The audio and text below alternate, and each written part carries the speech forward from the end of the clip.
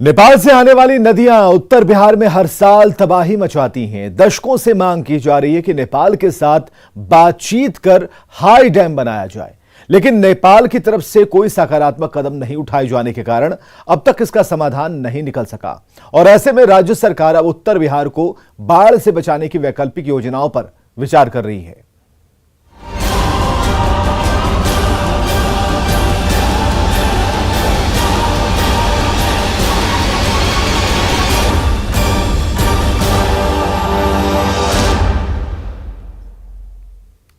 तो हर साल बाढ़ उत्तर बिहार की नियति बन गई है। नेपाल से जो नदियां हर साल उत्तर बिहार के कई जिलों में भयंकर तबाही मचाती हैं और कई दशकों से नेपाल की नदियों की तबाही बिहार को बदहाल कर डालती है।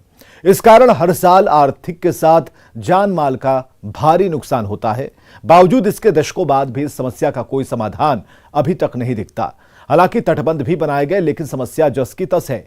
आखिर क्या है इसका कारण और कैसे होना है निदान, देखिए इस रिपोर्ट को। नेपाल से निकलने वाली कई नदियां उत्तर बिहार के कई जिलों को बुरी तरीके से प्रभावित करती है। गंडक हो, बूढ़ी गंडक हो, सिकराना, ऐसी कई नदियां हैं जिसकी वजह से उत्तर बिहार के कई जिले हर साल बुरी तरीके से प्रभावित होते हैं। और इस वक्त आपको तस्वीर हम दिखा रहे हैं। ये तस्वीर बेतिया और मोतिहारी के बीच के गांव की है, जहां पे जल सैलाब ही नजर आ रहा होगा। और जाहिर सी बात है, नियति बन चुकी है ऐसे कई जिलों की और ऐसे कई गाँव की जो हर साल नेपाल से निकलने वाली नदियों की वजह से बुरी तरीके से बाढ़ से प्रभावित हो जाते हैं। बाढ़ का ये खौफनाक मंजर देखना उत्तर बिहार के कई जिलों के लोगों के लिए मानो आम बात हो गई है। हर साल जैसे ही बरसात का मौसम शुरू होता है और तेज बारिश होती है, नेपाल से आने वाली नदियों में उफान आ जाता है और यही नदियां बिहार में प्रवेश कर तबाही मचा देती हैं। इन दिनों उत्तर बिहार की ज्यादातर नदियों में कुछ ऐसा ही मंजर है। कई जिले बाढ़ से बुरी तरह प्रभावित हैं। आखिर इस तबाही को अब तक रोका क्यों नहीं जा सका है? हर बार ये दावा किया जाता है कि बाढ़ को रोकने के तमाम उपाय कर लिए गए हैं। बावजूद इसके कभी न तो बाढ़ को रोका जा सका, न इसकी तबाही को कम किया जा सका।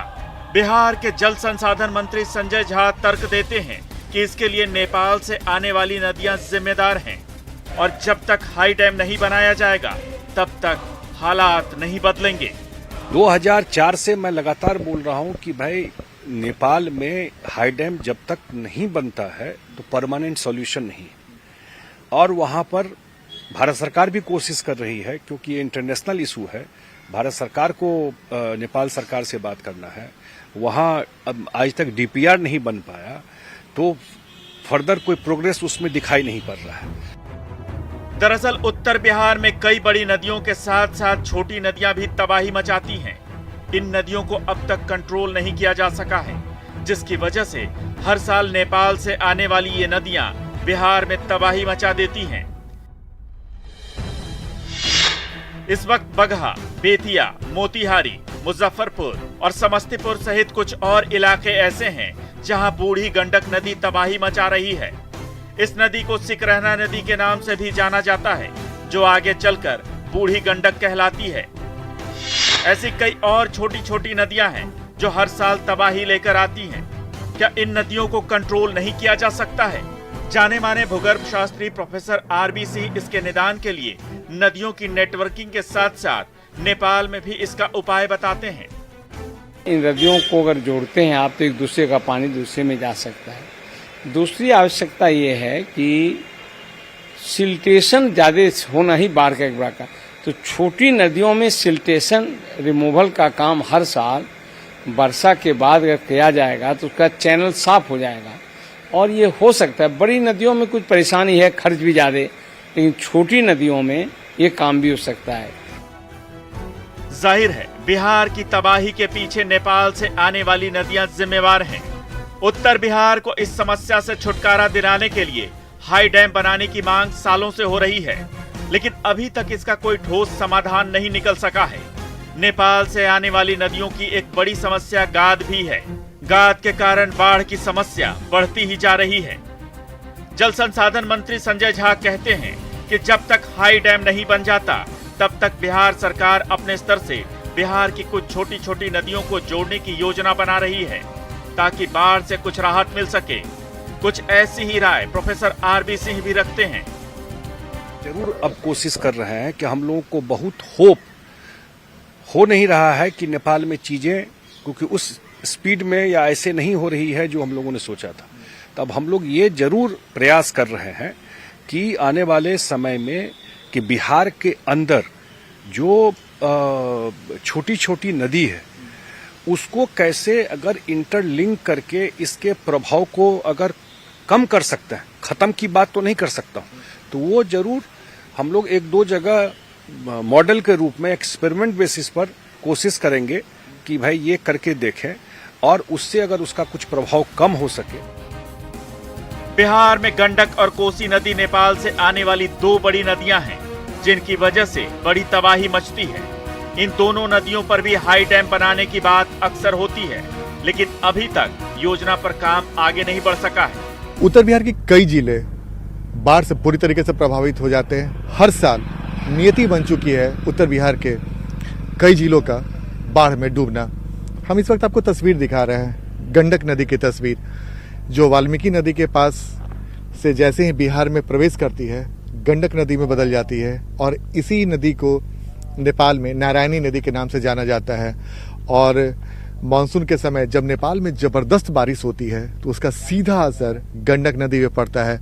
बहुत सारा आपको रिवर है वो डेड हो गया, तो उसको अगर खुदाई करके अगर उसको जिंदा करते हैं और वहां पर अगर पानी डाइवर्ट होता है एक प्लस, अगर जो छोटा छोटा नदी है, ये तो बड़ा नदी में बताया नेपाल से आता है, जो इंटरनल रिवर है उसको अगर लिंक करके और वाटर मैनेजमेंट या पानी को हम लोग होल्ड कर सकते हैं, जहां ज्यादा पानी जिस रिवर में है उसको दूसरे रिवर में जहां कम है उसको डाइवर्ट कर, इंटरलिंकिंग का यही मतलब हुआ कि फ्लड के टाइम में उसको डाइवर्ट कर दिए दूसरे रिवर में। तो वो एक दो जगह डिपार्टमेंट में हम लोग इसको ऑलरेडी इस पर बातचीत चल रही है, जो एक्सपर्ट लोग हैं उसमें एडवाइस कर रहे हैं। गंडक नदी की वजह से बगहा, बेतिया, गोपालगंज, छपरा, वैशाली और हाजीपुर के इलाके प्रभावित होते हैं। इसे रोकने के लिए बिहार सरकार ने तटबंध भी बनाया है, लेकिन गंडक नदी अपने साथ हर साल बड़े पैमाने पर गाद लेकर आती है। इस कारण नदी की गहराई में गाद बैठ जाती है और पानी उथल जाता है। इसके बाद नदी की धार तटबंध पर दबाव बनाती है और कई बार तटबंध टूट जाते हैं। चंपारण के जाने माने पर्यावरणविद और चंपारण की नदियों पर रिसर्च करने वाले डॉक्टर देवीलाल यादव इस समस्या की असली वजह बताते हैं। असल में गंडक नदी बहुत ऊपर से नीचे आती है, ये लगभग 3000 मीटर से ऊपर से नीचे आती है, तो स्वाभाविक रूप से इसका फ्लो बहुत होता है। और यह नदी एक तरह से कमजोर और मुलायम चट्टान से निकलती है, जिसकी वजह से इसमें गाद बहुत रहता है और अपने गाद को मैदान में फैलाती है। बाढ़ का यही कारण बनता है। गंडक नदी का पार्ट काफी चौड़ा है। नदी की धार को कंट्रोल करने के लिए तटबंध का निर्माण भी कराया गया है। बावजूद इसके तटबंध कई बार गंडक नदी से लाई गई तबाही को रोक नहीं पाते। आखिर तटबंध पर दबाव होता क्यों है? ये सबसे आवश्यक है कि भारत सरकार और नेपाल सरकार आपस में एक नदी बाढ़ समझौता करे और वहाँ ऐसा डैम बनाया जाए चूंकि पानी को रोक लिया जाए। नेपाल में ही केवल तटबंध बना देने से बाढ़ का रुकाव नहीं होगा। तटबंध बना देना बाढ़ रोकने का पर्याप्त कारण नहीं है। नदी का पानी एक तरह से समझिए कि जब तटबंध नहीं रहता तो नदी मैदानी भाग में जाती है, वह कृषि के लिए भी उसकी बाढ़ बहुत उपयोगी है। हम तो तटबंध बनाकर टेम्पररी व्यवस्था करते हैं, यह एक टेम्पररी व्यवस्था है। केवल तटबंध बनाना इस समस्या का असल समाधान नहीं है। उत्तर बिहार में हर साल आने वाले जल प्रलय का एक ही उपाय है, नेपाल के साथ बातचीत कर हाई डैम बनाना। इसके अलावा नदियों की नेटवर्किंग भी इस समस्या से छुटकारा दिला सकती है, जिसके जरिए नदियों की धार को कमजोर कर दक्षिण बिहार तक पानी पहुंचाया जा सकता है। न्यूज़ 18 के लिए आनंद अमृतराज की रिपोर्ट। तो उत्तर बिहार में तबाही लाने वाली नदियों में बूढ़ी गंडक भी एक है। बिहार में इसे सिकरहना नदी के नाम से जाना जाता है और इसके उद्गम के बारे में कई मान्यताएं हैं। कुछ मान्यता है कि इस नदी का उद्गम बगहा के चौतरवा के चौर से हुआ, कुछ पौराणिक मान्यताएं हैं, लेकिन नदियों के जानकार इसका उद्गम नेपाल से बताते हैं। और इस कंफ्यूजन को दूर करने के लिए हमने उस जगह का जायजा लिया जहां दावा किया जाता है कि बूढ़ी गंडक का उद्गम स्थल यही है। उत्तर बिहार के कई जिले बूढ़ी गंडक नदी से भी बुरी तरह प्रभावित होते हैं।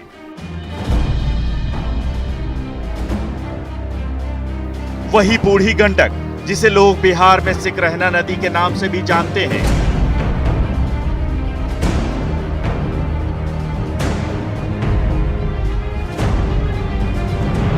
सिकरहना नदी के बारे में कहा जाता है कि इस नदी का उद्गम स्थल बगहा के चौतरवा के चौर से हुआ है, जहां से लगातार पानी की छोटी सी धार निकलती रहती है और ये आगे चलकर नेपाल से आने वाली कई छोटी छोटी नदियों से मिलकर बूढ़ी गंडक नदी में बदल जाती है। कुछ स्थानीय लोग और चंपारण की नदियों पर शोध करने वाले देवीलाल बताते हैं कि चौतरवा चौर से ही सिकरहना नदी निकली है।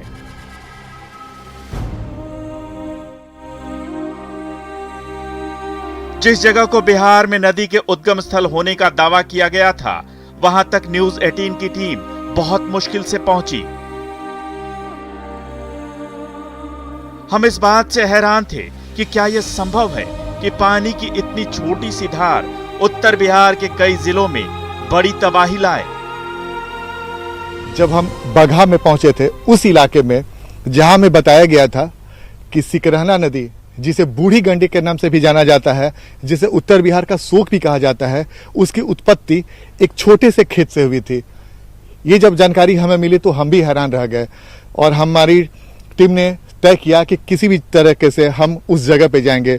रास्ता नहीं था, हमें पैदल कई किलोमीटर आना पड़ा, लेकिन हम आखिरकार उस जगह पे पहुंच गए। सिकरहना नदी, जिसको लोग बूढ़ी गंडक नदी के नाम से भी जानते हैं, और उसकी उत्पत्ति एक छोटे से तालाब से हुई है। ये जानकर हम हैरान रह गए कि जो अभी उत्तर बिहार के कई जिलों को बाढ़ से बुरी तरीके से प्रभावित कर रही है, क्या एक तालाब से उसकी उत्पत्ति हो सकती है। जिस जगह के बारे में हमें बताया गया था, वहां लंबी लंबी घास से ढका चौर दिखाई पड़ रहा है। इस चौर से पानी की छोटी सी धार निकल रही है और पानी निकलने की वजह से छोटा सा तालाब भी बन गया है। इससे निकलकर पानी की छोटी धार आगे बढ़ती जा रही है। हम ये दावा नहीं कर रहे हैं कि इसी जगह से तबाही मचाने वाली सिकरहना नदी निकलती है, लेकिन स्थानीय लोग और पर्यावरणविद इसके पीछे अपना तर्क दे रहे हैं।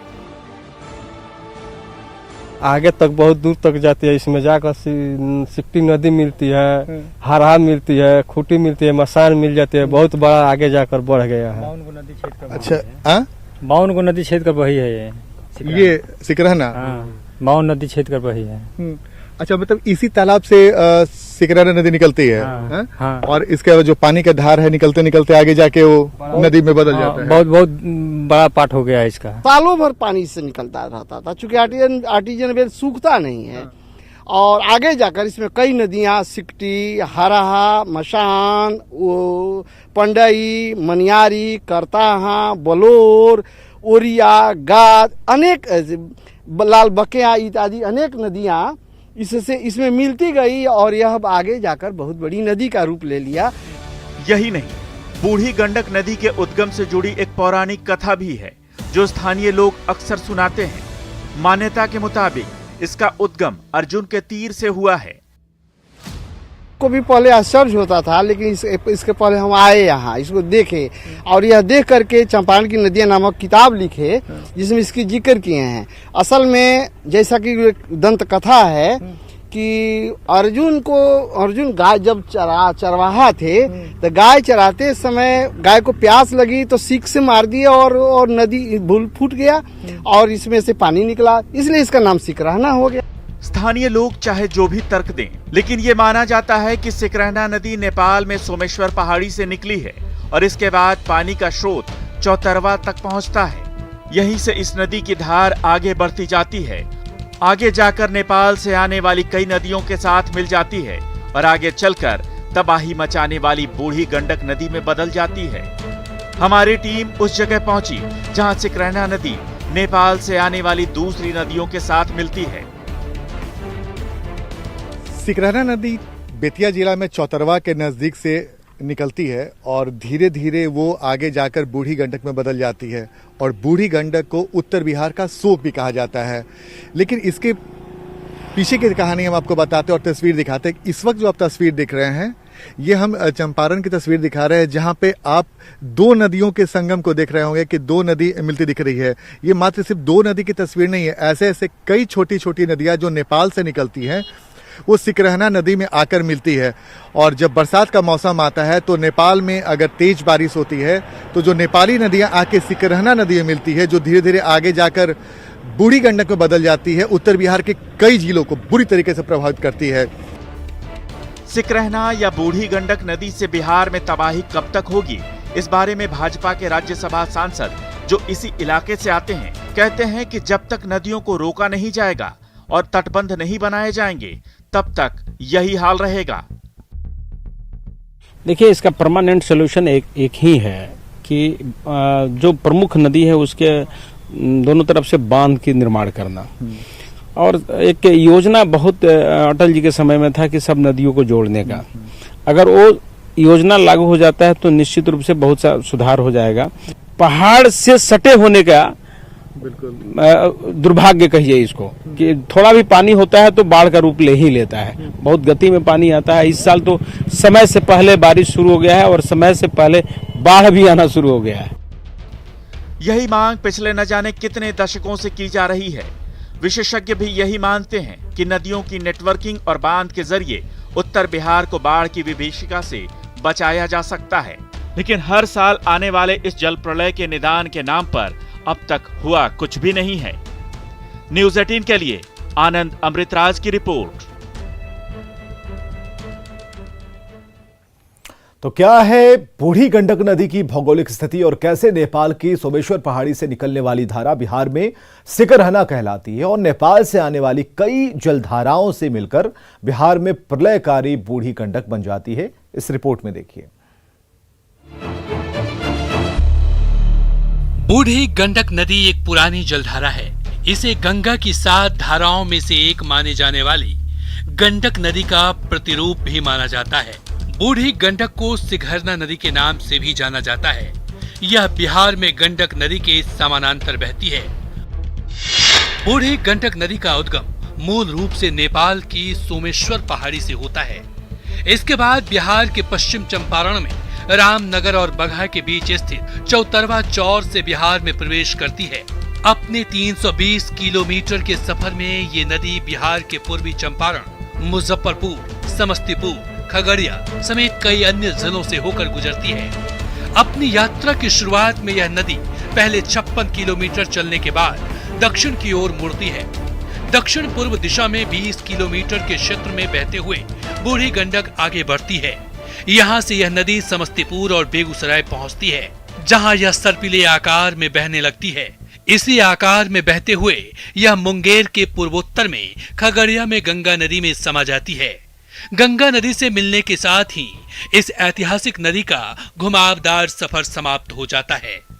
बूढ़ी गंडक को उत्तर बिहार की सबसे तेज धारा वाली नदी माना जाता है।